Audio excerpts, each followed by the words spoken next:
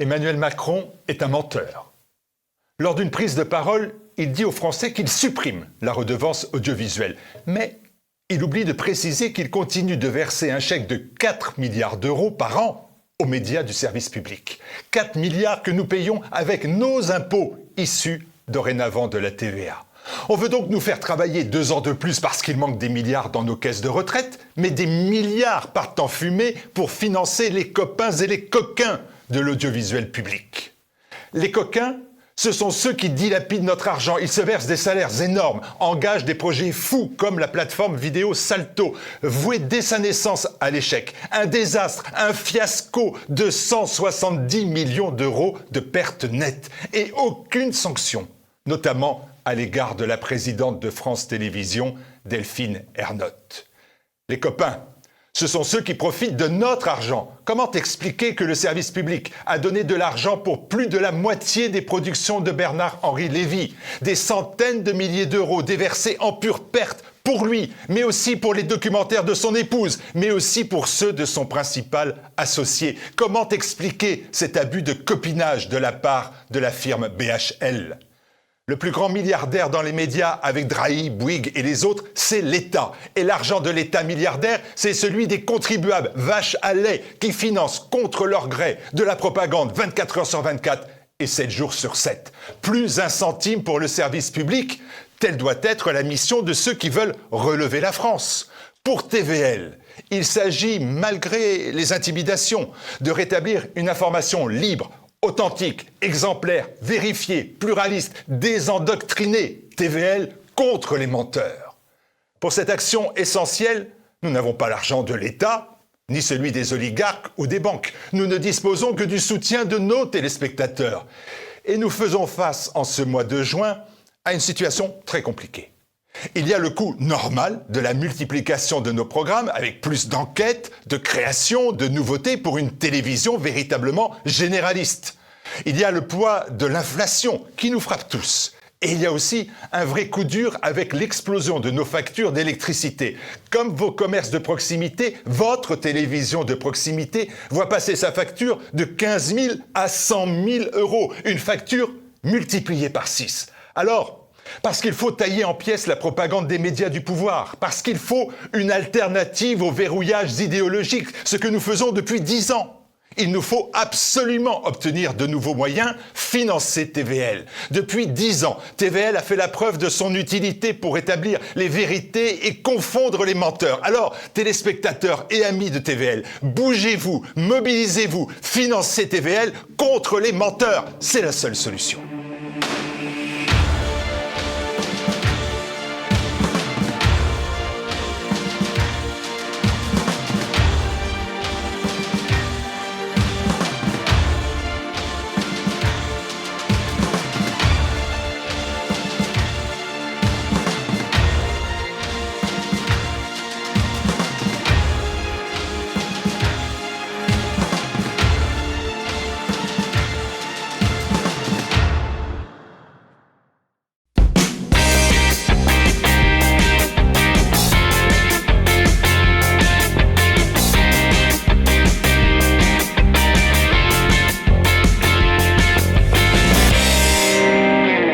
Chers amis, bonjour, bienvenue sur le plateau du Plus d'éléments. Je suis heureux de vous retrouver pour vous présenter le nouveau numéro d'éléments, un numéro pour le moins formidable, je trouve, qui est très complet, très divers. Nous avons, donc vous avez vu évidemment notre une sur les trans, mais aussi un entretien avec Dominique Fernandez, avec Jacques Julliard et tant d'autres. Je vais présenter mes invités, mais vous les connaissez pour la plupart. Cher François Bousquet, bonjour. Vous êtes le rédacteur en chef d'Éléments. Cher Rodolphe Kark, bonjour. Vous êtes collaborateur régulier de notre revue. Vous allez publier prochainement, et nous en parlerons à la fin de l'émission, un ouvrage sur Georges Sorel, sur le méconnu Georges Sorel. Georges Sorel, un révolutionnaire conservateur à la Nouvelle Librairie. Cher Daoud Bourezala, bonjour, collaborateur maintenant très régulier d'Éléments. Bienvenue sur ce plateau, je crois que c'est la deuxième fois que vous nous rejoignez. Et cher Patrick Luzinki, bonjour, bienvenue sur le plateau de Nouvel Élément. Vous êtes notre directeur artistique et l'animateur de l'émission cette année-là. Alors, comme je le disais, numéro très complet, numéro très divers, numéro très riche. Je vais me tourner d'abord vers Daoud Borezala, puisque vous avez fait d'abord un article sur les débats qui agitent le milieu LGBT, notamment et aussi un entretien avec Marie-Jo Bonnet. Alors il y a un phénomène trans. Alors que sont les trans? Que nous disent-ils de la société, cher Daoud? Il y a effectivement un phénomène, et ce qui est intéressant comme approche peut-être, c'est de se dire, c'est peut-être l'ultime différence, la différence des sexes, masculin, féminin, qu'on essaye de faire tomber. Alors, qui est-on? Est-ce que dès les années 70, certaines, d'ailleurs, lesbiennes militantes féministes nous alertaient, je pense à l'américaine ou la canadienne, je ne sais plus, Janice Raymond, qui a écrit L'Empire transsexuel à la fin des années 70, une espèce de brûlot incendiaire contre déjà ce qu'elle percevait comme le biopouvoir de chirurgiens qui, à l'époque, les transitions concernaient pour 2/3 des hommes qui devenaient des femmes. La tendance s'est exactement inversée depuis. Et déjà à l'époque, les féministes percevaient cette menace comme une espèce d'intrusion d'hommes devenus femmes dans leur milieu, dans leurs associations, dans leurs clubs de sport, tous les espaces de non-mixité, etc. Depuis, de l'eau a coulé sous les ponts. Les lesbiennes ont été largement reléguées des mouvements homosexuels. D'ailleurs, LGBT, l'intersectionnalité, ça ne veut pas dire grand-chose, puisqu'il y a énormément de dissensions, ne serait-ce qu'entre féministes. Ensuite, entre lesbiennes et trans, entre trans, chacun s'accusant de transphobie, chacun s'accusant de renforcer les stéréotypes, ce qui est aussi une des accusations les plus graves de ces milieux. Mais alors finalement, si on se réfère à des intellectuels comme Claude Habib, qui a écrit sur la question trans, également sur l'histoire de la féminité, les féministes, la question centrale à laquelle on a tenté de répondre, c'est de se dire, est-ce que les féministes n'ont pas ouvert la boîte de Pandore en voulant désacraliser la féminité à la masculinité, en expliquant que la femme se construit, elle n'est pas un don de la nature, on n'est pas femme, on le devient, mais on le devient quand même, voilà. Donc, est-ce que finalement les féministes récoltent ce qu'elles ont semé? Alors, c'est toute la question que j'ai posée notamment à Marie-Jo Bonnet, une figure des Gouines Rouges. Alors, expliquez-nous qui est exactement Marie-Jo Bonnet, parce que je trouve que c'est une personnalité qui n'est pas forcément connue par notre public. Marie-Jo Bonnet est une figure très intéressante à plus d'un titre. C'est une grande universitaire, d'un côté spécialiste notamment de Sainte-Thérèse de Lisieux, du mouvement féministe, des femmes de la résistance, du mouvement lesbien, qui a écrit notamment une histoire du MLF, mon MLF. Donc elle est issue du MLF, du mouvement de libération de la femme des années 70. Elle faisait partie aussi des lesbiennes qui ont fondé le Front homosexuel d'action révolutionnaire, qui a ensuite été largement récupéré par les hommes homosexuels. Et à l'époque, lesbiennes et gays homosexuels, des gens comme Guy Hockenheim, cohabitaient bon an mal an dans ce mouvement, avec même à leur marge ce qu'on appelait les gasolines, des transsexuels qu'on n'appelait pas encore transgenres, dont Jenny Belair, que j'ai pu interroger, qui a été très sympathique, et une figure tout à fait hétérodoxe et travestie dans tous les sens du terme pour mon reportage. Et donc, si j'en reviens à Marie-Jo Bonnet, elle vient de sortir son actualité.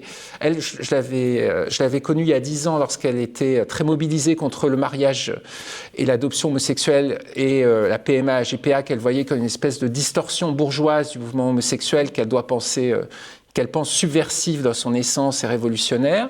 Et aujourd'hui, je la retrouve avec son nouveau livre « Quand les filles deviennent des garçons », où elle explique que de plus en plus de lesbiennes qui se sentent mal dans leur corps, mal acceptées, qui ressentent un vrai malaise à l'adolescence, sont incitées par le pouvoir médical et toute la propagande pro-trans à devenir des hommes.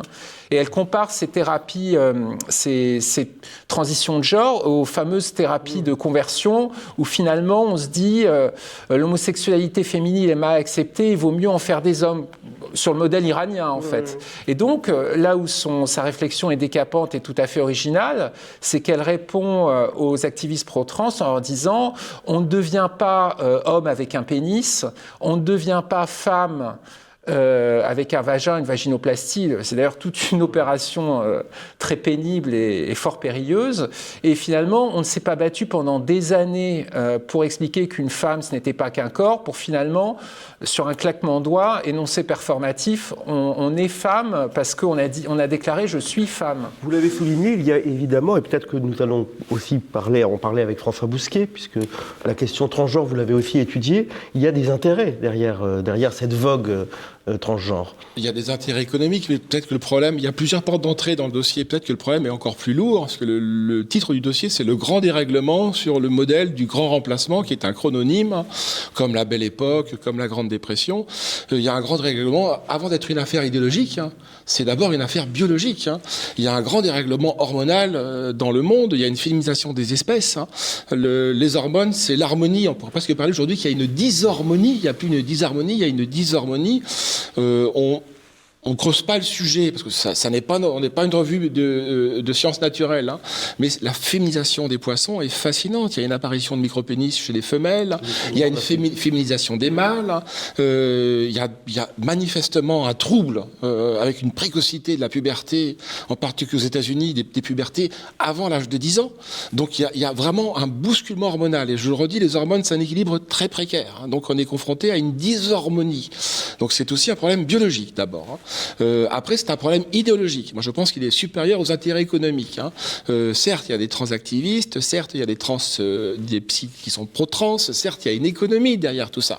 Mais peut-être qu'il y a un désir d'exhominisation, qui est un fantasme après lequel l'humanité court depuis très longtemps, en particulier les Américains, en particulier les Californiens, qui sont d'abord un peuple de colons. On va coloniser l'Amérique du Nord, mais demain on va coloniser l'espace, on va coloniser peut-être le vivant. Donc il y a quantité de choses qu'on essaye de faire rentrer dans ce dossier, et la partie économique, elle est centrale. En effet, il y a une industrie derrière, mais je pense que ça va bien au-delà.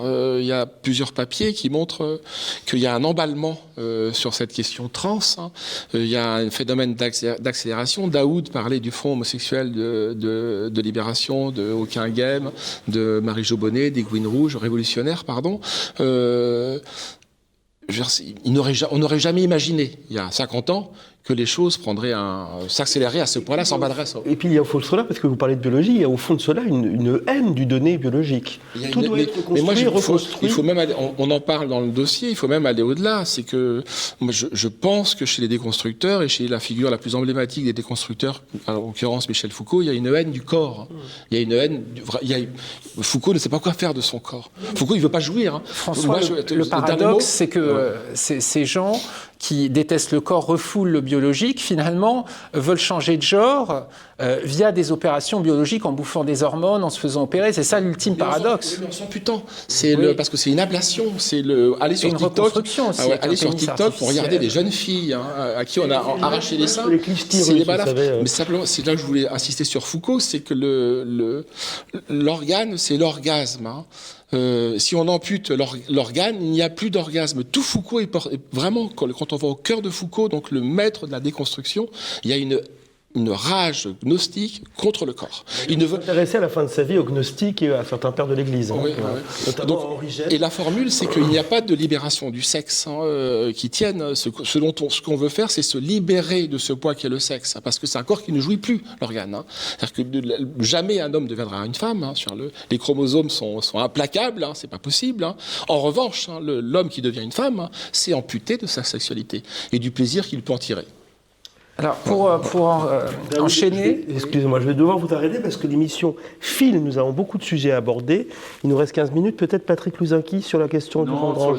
Moi, je pense que la prochaine étape, c'est pas la transformation d'homme à femme ou de femme à homme, ça va être la transformation, point barre. Et on va en arriver ça. On commence à avoir des mouvements qui très folkloriques sur une sorte de mélange d'animaux et d'humains, etc. Mais je pense qu'on va aller vers ça. C'est-à-dire, comme disait François, c'est la fin de la sexualité. C'est la fin de tout, quoi. On va avoir des êtres. Alors, c'est quand même très occidental. En Afrique, je crois, Daoud. Oui, pour rebondir sur ce que disait François par rapport à Foucault, la version vulgarisée de tout ça, finalement, on la trouve chez l'ami de François, Virginie Despentes, l'auteur de Baise-moi, cher connard, tout un programme, qui, dans une préface à Béatrice Preciado, son ex devenu homme, explique que être gender fluide aujourd'hui, finalement, peu importe le point d'origine et le point d'arrivée, exactement comme un migrant, l'important c'est le voyage. Donc il y a une déconstruction générale et tout ça s'accorde très bien avec la société liquide appliquée au genre, au sexe. Le fétichisme du nomadisme qui imprègne quand même un certain nombre de pensées contemporaines. Rodolphe. J'aimerais aussi revenir sur l'article de David Lépée dans le dossier qui est assez intéressant, où il va faire un parallèle avec l'émancipation à l'époque de l'idéologie tout autour de la pédophilie dans les années 70, c'est la fameuse une de Libération. Et justement, David fait un parallèle assez juste, à mon avis, avec aujourd'hui... peut-être d'être optimiste. Oui, voilà, exactement. Et justement, nous, je trouve que dans notre milieu, on a souvent tendance, à taper sur le peuple français en disant qu'il est de plus en plus bête, ce genre de choses. Mais je trouve qu'on a vu des résistances par rapport justement au fait qu'on incorporait par exemple des trans qui allaient faire des cours à des jeunes enfants. On l'a vu, c'est un phénomène qui est apparu dans les écoles.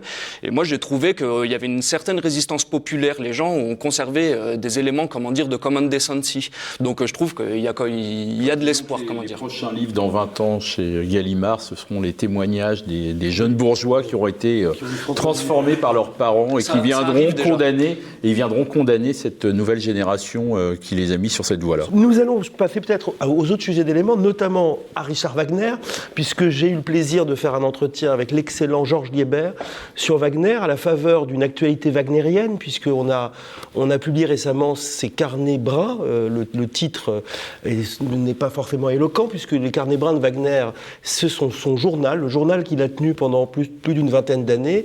Et donc, j'ai eu l'idée d'interviewer Georges Liébert, grand mélomane, et qui a réuni notamment aux Belles Lettres un certain nombre de textes critiques de Georges Bernard Shaw sur Wagner. Et il me semble que cet entretien est intéressant parce qu'on découvre un Wagner assez méconnu, notamment un Wagner qui, tout au long de sa vie, a maintenu une fidélité au socialisme révolutionnaire, lui qui avait été en 1848 l'ami de Bakounine, et puis évidemment une évocation par Georges Liébert de l'immense influence que Wagner a eue en France. Il faut citer parmi les wagnériens français aussi bien des écrivains, Mallarmé, Paul Valéry, Charles Baudelaire, Gobineau, mais aussi beaucoup de musiciens, puisque de Vincent d'Indy à Poulenc, en passant par Fauré, Wagner a été le grand homme de la modernité, l'excitant du monde moderne, dit Georges Liébert. Donc je recommande l'entretien avec Georges Liébert, que pour ma part j'ai été heureux de mener et qui est remarquable.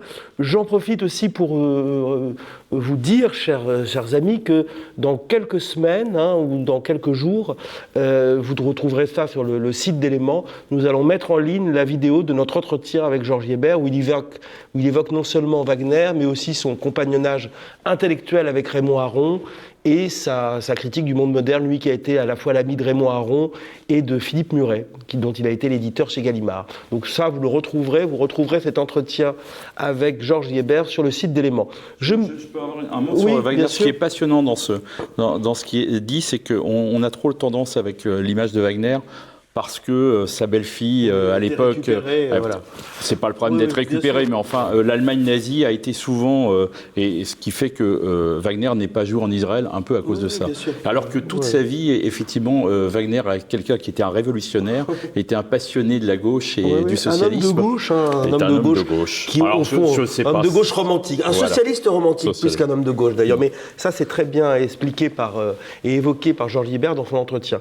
Je me tourne maintenant vers notre ami Rodolphe Carp, puisque il y a en ce moment une actualité Sorel, dont nous faisons l'écho dans Éléments, notamment avec un entretien que je crois important que vous avez fait, cher François Bousquet, avec Jacques Julliard. C'est maintenant un habitué des colonnes d'Éléments, Jacques Julliard, et vous, Rodolphe Carp, vous publiez un livre Georges Sorel, révolutionnaire conservateur, aux éditions de la Nouvelle Librairie. Alors, je suis heureux que nous parlions de Georges Sorel, d'abord parce que c'est un auteur qui m'est cher, et parce que c'est un auteur méconnu et qui mérite d'être lu. Comment situeriez-vous, alors il y a déjà le titre révolutionnaire conservateur, ça peut paraître une antinomie pour certains de nos téléspectateurs. Parlez-nous un peu de Georges Sorel, essayez de le situer d'abord dans son époque, peut-être. Tout d'abord, c'est quelqu'un qui est né en 1847 et qui va mourir en 1922, donc c'est quelqu'un qui est vraiment au pivot, on pourrait dire quasiment une sorte d'interregne, comme disait Gramsci. C'est quelqu'un qui va connaître la guerre prussienne, la guerre franco-prussienne de 1870, mais aussi qui va connaître la guerre de 1914, ce qui est vraiment un élément fondamental, je pense, pour les sociétés européennes et notamment françaises. Et comme vous l'avez très bien dit, j'ai essayé, entre guillemets, de rendre hommage à ce personnage qui mériterait, à mon avis, beaucoup plus d'attention qu'il en a aujourd'hui. Alors, par exemple, il y a Julien Freund, de quelqu'un qui nous est cher, à la revue Éléments, qui en parlait. Il faut que je rappelle, parce que j'ai oublié de le rappeler, cher Rodolphe, qu'en même temps que la publication de vos livres sur Georges Sorel, et la nouvelle librairie publie une nouvelle édition des réflexions sur la violence, l'un des maîtres livres de Sorel, avec, excusez du peu, une préface de Pierre-André Taguieff. C'est important de le noter, Pierre-André Taguieff, grand spécialiste de l'histoire des idées. Et justement, moi, ce que j'ai trouvé intéressant chez Sorel, c'est qu'il était à une époque où encore, enfin, comment dire, la dichotomie droite-gauche n'était pas encore assez installée. Vous avez cité Bakounine. Bakounine, on le présentait pas comme un homme de gauche, on le présentait comme un anarchiste. Sorel, c'est exactement la même chose, mais même, j'ai envie de dire, Proudhon, par exemple, et même Marx rigolait quand, dans ses textes, on le voit jamais qu'il se présente comme un homme de gauche. Et je sais que, par exemple, dans nos auteurs récents aussi qui sont, comment dire, des auteurs pas maison, mais en tout cas qui nous sont chers dans la revue Le Mans, comme Jean-Claude Michat, il parle très bien que c'est à partir, comment dire, de la révolution dreyfusienne que c'est, comment dire, que c'est cristallisé. Sorel, exactement. Parce que justement, ce qui est assez drôle, c'est que Sorel et Dreyfusard, à l'époque, donc en 1898, quand il y a le manifeste qui sort, manifeste qui sera attaqué par Barrès, quelqu'un qui vous est cher, Olivier, et justement, c'est quelqu'un qui reviendra ensuite sur ses écrits en disant, oui, on s'est fait avoir par la bourgeoisie, par les Ratzock de l'époque, Clémenceau, parce que au-delà de la simple affaire sur un pauvre capitaine juif comme le capitaine Dreyfus, c'était entre guillemets une attaque contre l'État, contre l'Église, c'était vraiment une attaque systémique. Et puis une volonté de fusionner au fond le socialisme avec la gauche bourgeoise. Bien évidemment, c'est un arrimage, ce contre quoi ensuite va se battre tout au long de du reste de sa vie, Sorel justement. Arrêtons-nous maintenant à la pensée peut-être de Sorel, parce qu'on parle de Sorel. Alain de Benoît a écrit un livre sur Édouard Berthe, qui a été un sorélien, un des grands disciples de Sorel. Il parlait de socialisme héroïque. Alors, évidemment, les deux mots, encore une fois, peuvent paraître antinomiques, socialisme et héroïsme. Le socialisme est parfois considéré comme un économicisme étroit. Eh bien non, chez Sorel, il y a un socialisme héroïque. Justement, Sorel va rentrer en évocation, je pense, avec notre époque, parce que c'est un penseur de la décadence avant tout. Il a écrit un livre sur la décadence du peuple juif, sur la décadence des Grecs, sur la décadence de la Rome antique et sur la décadence dans les illusions du progrès, sur la société bourgeoise. Et justement, ce qui est très intéressant, c'est qu'il va montrer que le socialisme, en fait, il va le mettre dans une perspective, grâce notamment à la notion des thèmes, enfin des mythes et de la violence, dans une perspective où il va se revendiquer, comment dire, des soldats de Napoléon, des guerres homériques, ce genre de choses. Et ce qu'il ne faut pas oublier... Oui. Et ce que j'ai bien aimé aussi chez Sorel, c'est qu'il va, comment dire, remettre sur le devant de la scène la notion de morale. Aujourd'hui, c'est quelque chose d'assez décrié. Quand on entend le moral, on pense tout de suite à des choses plutôt négatives, à quelqu'un, à un ton péremptoire, ce genre de choses. Sorel va montrer exactement le contraire, que c'est vraiment, comment dire, une éthique, une tenue face au combat, face à la violence, parce que là, c'est aussi un des grands thèmes je pense, qui rentre aussi encore en résonance avec notre époque, c'est le thème de la violence, bien évidemment. Il y a aussi un thème sorélien, c'est la question du mythe. Oui. Au fond, pour Sorel, le mythe de la grève générale, c'est-à-dire qu'un mythe, pour qu'il y ait une action politique, on ne peut pas avoir simplement une action électorale, Dieu sait s'il se méfiait de l'électoral, ou une action purement militante. Il faut au fond avoir un imaginaire. Est-ce que je le comprends bien? Oui, il faut se remettre encore là dans la perspective de l'époque. On est fin 19e, début 20e, donc là il y a tous les mythes scientistes, positivistes.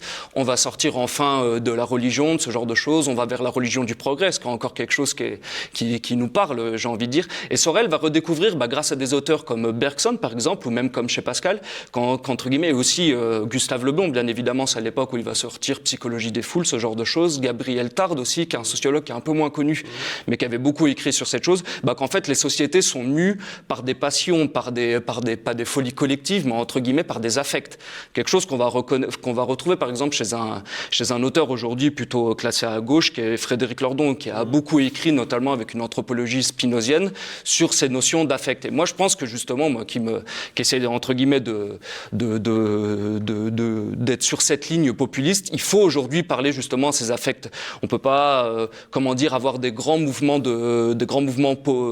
politiques en parlant avec des arguments rationnels, ce genre de choses. Il faut aussi parler avec aux affects, aux passions, ce genre de choses. Et donc là, avec les mythes mobilisateurs, etc.